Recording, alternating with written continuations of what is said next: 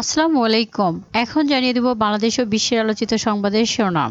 শেখ হাসিনার বিরুদ্ধে ৩ ধরনের তথ্য চেয়েছে দুদক। অর্থ লোপাটের অভিযোগ। সাবেক প্রধানমন্ত্রী শেখ হাসিনার বিরুদ্ধে ২১,০০০ কোটি টাকা লোপাটের অভিযোগ করে ৮ প্রকল্পে ৩ ধরনের তথ্য চেয়েছে দুদক। বড়দিন উপলক্ষে সার্বিক নিরাপত্তা নিয়ে সিটিটিসির বার্তা। খ্রিস্টান ধর্মাবলম্বীদের প্রধান উৎসব শুভ বড়দিন আগামীকাল বুধবার। এই উৎসবকে ঘিরে রাজধানীতে প্রয়োজনীয় সমস্ত নিরাপত্তা ব্যবস্থা গ্রহণ করা হয়েছে। রেলের বর্তমান অবস্থার কারণ জানিয়েছেন উপদেষ্টা ফজলুল কবির। রেলপথ উপদেষ্টা ফজলুল কবির খান বলেন, অপব্যয় হচ্ছে রেলের বর্তমান অবস্থার কারণ। সকালে ঢাকা খুলনা রুটে ট্রেন চলাচল উদ্বোধনে তিনি এসব কথা বলেন। উদ্বোধনকালে উপদেষ্টা বলেন, আমাদের ব্যয় আশেপাশের দেশের তুলনায় অনেক বেশি, খরচ কমাতে হবে। রেলের আয় দিয়েই চলতে হবে একে। আমাদের ব্যয় সাশ্রয়ী হতে হবে। রেলের বর্তমান অবস্থার কারণ অপব্যয়, তাই যেখানে যাত্রী বেশি হবে সেখানে রেল থামবে। দুদকের মামলায় গ্রেফতার সাবেক খাদ্য সচিব। হাসিনাকে প্রত্যাবর্তনের বিষয়ে যা বললেন ভারতীয় সাবেক high commissioner Mahesh Sachdev. ৫ August ছাত্র জনতার অভ্যুত্থানের মুখে প্রধানমন্ত্রীর পদ থেকে পদত্যাগ করে ভারতে পালিয়ে যান আওয়ামী লীগ নেত্রী শেখ হাসিনা। তাকে ফেরত পাঠাতে নয়াদিল্লিকে চিঠি দিয়েছে ডক্টর মোহাম্মদ ইউনূসের নেতৃত্বাধীন অন্তর্বর্তীকালীন সরকার। আর সেই চিঠি পাওয়ার বিষয়টি নিশ্চিত করলেও রিপোর্ট লেখা পর্যন্ত এ বিষয়ে কোনো মন্তব্য করেনি নয়াদিল্লি। বাংলাদেশে নিযুক্ত ভারতের সাবেক হাই কমিশনার মহেশ সাচদেব সোমবার জানিয়েছেন, সাবেক প্রধানমন্ত্রী শেখ হাসিনা বাংলাদেশের সরকারের প্রত্যাবর্তন অনুরোধের বিরুদ্ধে আদালতে আশ্রয় নিতে পারেন। সংবাদ সংস্থাকে দেয়া এক সাক্ষাৎকারে মহেশ সাচদেব বলেন, সেখানে তিনি বলেন, ভারতের প্রত্যাবর্তন অনুরোধ যেমনভাবে বিভিন্ন ইউরোপীয় দেশ বিভিন্ন শর্তে প্রত্যাখ্যান করেছিল, হাসিনাও তেমনি করতে পারেন। তিনি তার দেশের সরকারকে বিশ্বাস করেন না এবং তার প্রতি অবিচার হওয়ার সম্ভাবনা রয়েছে, এই দাবি তিনি করতে পারেন। ডিসি ও এমপিদের ভোট ডাকাতি, হাবিবুল আওয়ালের বিচারের দাবি। বিগত প্রধান নির্বাচন কমিশনের আশ্রয় প্রশ্রয়ে ভোট ডাকাতিতে সরাসরি অংশ নিয়েছে অনেক জেলার ডিসি এসপি। গত নির্বাচনে অংশ নেওয়া অনেক আওয়ামী লীগের নেতাকর্মী অভিযোগ করে বিচার পায়নি। সেসব ডিসি এমপির বিরুদ্ধে ভোট ডাকাতির অভিযোগ ছিল, তাদের বিরুদ্ধে ব্যবস্থা না নিয়ে প্রাইস পোস্টিং বা পদোন্নতি দেওয়া হয়েছে। এদিকে প্রধান উপদেষ্টাকে যুক্তরাষ্ট্রের জাতীয় নিরাপত্তা প্রধানের ফোন। বাংলাদেশের অন্তর্বর্তী সরকারের প্রধান উপদেষ্টা অধ্যাপক মোহাম্মদ ইউনূসের সঙ্গে যুক্তরাষ্ট্রের জাতীয় নিরাপত্তা উপদেষ্টা জ্যাক সুলিভান ফোনালাপ করেছেন। ফোনালাপে তারা ধর্ম বর্ণ নির্বিশেষে সকল মানুষের অধিকার রক্ষার প্রতিশ্রুতি ব্যক্ত করেছেন। এবার জিম্মিদের মুক্তি নিয়ে অগ্রগতি হয়েছে জানিয়েছে নেতানিয়াহু। ফিলিস্তিনের অবরুদ্ধ গাজা উপত্যকা থেকে ইসরায়েলি জিম্মিদের মুক্তির আলোচনায় অগ্রগতি হয়েছে বলে জানিয়েছে ইসরায়েলের প্রধানমন্ত্রী বেনিয়ামিন নেতানিয়াহু। ইসরায়েলের পার্লামেন্টে বক্তব্য দেওয়ার সময় এ তথ্য জানায় নেতানিয়াহু। নেতানিয়াহু জানিয়েছে, আমরা জিম্মিদের মুক্ত করতে বিভিন্ন পদক্ষেপ নিচ্ছি। যদিও সবকিছু প্রকাশ করা সম্ভব নয়, তবে কিছুটা অগ্রগতি হয়েছে। আমরা নিশ্চিত করতে চাই জিম্মিদের সবাইকে তাদের বাড়িতে ফিরিয়ে আনতে আমাদের প্রচেষ্টা অব্যাহত থাকবে। গাজায় যুদ্ধবিরতি চুক্তি নিয়ে ফিলিস্তিনের এক সিনিয়র কর্মকর্তা বলছেন, ফিলিস্তিনের অবরুদ্ধ গাজা উপত্যকায় হামাসের সঙ্গে ইসরায়েলের যুদ্ধবিরতি চুক্তি ৯০% সম্পন্ন হয়েছে।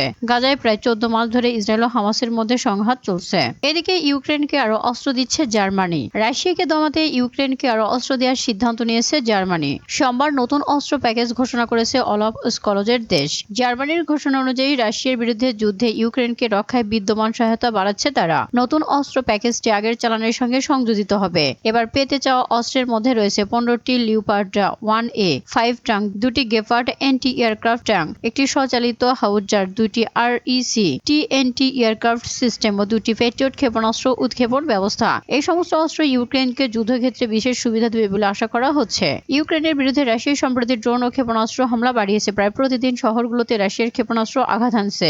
এমন পরিস্থিতিতে জার্মানির বিমান প্রতিরক্ষা ব্যবস্থা কিয়েভের জন্য অত্যন্ত গুরুত্বপূর্ণ এবং আশীর্বাদ বলে মনে করা হচ্ছে। বার্লিনের তথ্য মতো 2023 সালে অতিরিক্ত RCT সিস্টেম সরবরাহের প্রতিশ্রুতি দিয়েছিল তারা। এদিকে ভালো নেই যুক্তরাষ্ট্রের সাবেক প্রেসিডেন্ট বিল ক্লিনটন। যুক্তরাষ্ট্রের সাবেক প্রেসিডেন্ট বিল ক্লিনটন অসুস্থ। জ্বরে আক্রান্ত হওয়ার পর তাকে হাসপাতালে ভর্তি করা হয়েছে। ক্লিনটনের কার্যালয়ের উপপ্রধান কর্মকর্তা অ্যাঞ্জেল ইউরেনার সামাজিক যোগাযোগ মাধ্যমে তথ্য জানিয়েছে।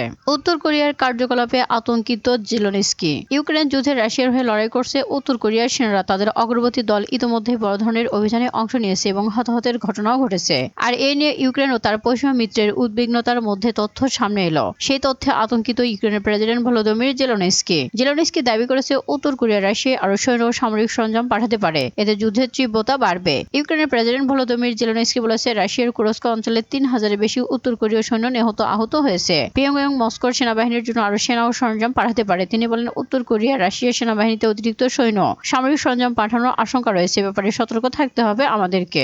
এদিকে চাপে রয়েছে নেতানিয়াহু। ইসরায়েলের প্রধানমন্ত্রী বেনিয়ামিন নেতানিয়াহু এখন দুইটি বড় সংকটে। একদিকে দেশের দুর্নীতির মামলায় তাকে আদালতে হাজিরা দিতে হচ্ছে, অন্যদিকে বিদেশে গ্রেফতার হওয়ার আশঙ্কায় আন্তর্জাতিক সফর বাতিল করতেও হচ্ছে। ইসরায়েলের ইতিহাসে এই প্রথম কোন প্রধানমন্ত্রী দায়িত্ব পালন অবস্থায় ফৌজদারি মামলার মুখোমুখি। দুর্নীতির অভিযোগে আদালতে হাজিরা হচ্ছেন নেতানিয়াহু, যদিও তিনি এই সমস্ত অভিযোগ অস্বীকার করে আসছেন। টাইমস অফ ইসরায়েল বলছে তার বিরুদ্ধে বেশ কয়েকটি গুরুতর অভিযোগ রয়েছে। সম্প্রতি সম্প্রতি গ্রেফতারের আশঙ্কায় পোল্যান্ড সফর বাতিল করেছে নেতানিয়াহু। পোল্যান্ডের উপপররাষ্ট্রমন্ত্রী লাদিস্লো বার্তোসজেস্কিও বলেছেন, পোল্যান্ড সফরে গেলে আন্তর্জাতিক অপরাধ আদালতের নির্দেশনা অনুযায়ী তাকে গ্রেফতার করা হবে। এদিকে পদ্মা ব্যাংকে একীভূত না করার সিদ্ধান্ত নিয়েছে এক্সিম ব্যাংক। ঋণ অনিয়ম আর অব্যবস্থাপনায় ডুবতে বসা পদ্মা ব্যাংক পিএলসিকে একীভূত করার সিদ্ধান্ত থেকে সরে এসেছে। পুঁজিবাজারের তালিকাভুক্ত export import bank of Bangladesh PLC বা এক্সিম ব্যাংক মঙ্গলবার ঢাকা স্টক এক্সচেঞ্জে এ বিষয়ে ঘোষণা হয়েছে। এর আগে সোমবার অনুষ্ঠিতব্য এক্সিম ব্যাংকের পরিচালনা পরিষদের সভায় এই সিদ্ধান্ত জানানো হয়। এদিকে ইসরায়েলে হামলা অব্যাহত রাখার হুঁশিয়ারি দিল ইয়েমেনের যোদ্ধারা।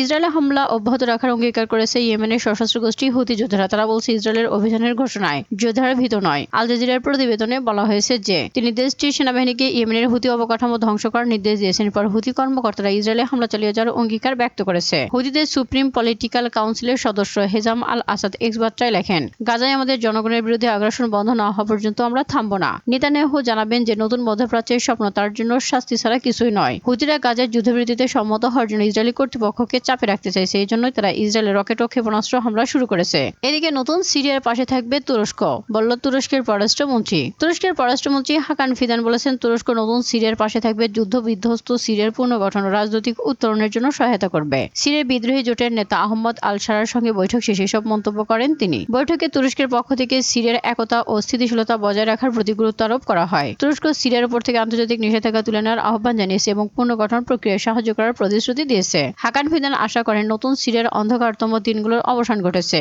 সামনে আমাদের জন্য আরো ভালো দিন অপেক্ষা করছে। এই বৈঠকটি তুরস্কের প্রেসিডেন্ট রিসেপ তাইয়িপ এরদোগানের নির্দেশে, যিনি সিরিয়ার নতুন কাঠামো নিয়ে আলোচনার জন্য ফিদানকে দামেস্কে পাঠিয়েছেন। এদিকে সাইবার সুরক্ষা অধ্যাদেশ 2024 খসড়ার অনুমোদন। উপদেষ্টা পরিষদের বৈঠকে সাইবার সুরক্ষা অধ্যাদেশ 2024-এর খসড়ার অনুমোদন চূড়ান্তভাবে করা হয়েছে। সেই সঙ্গে গণভবনের জুলাই গণ অভ্যুত্থান স্মৃতি জাদুঘর প্রতিষ্ঠার অনুমোদনের তথ্য পাওয়া গেছে।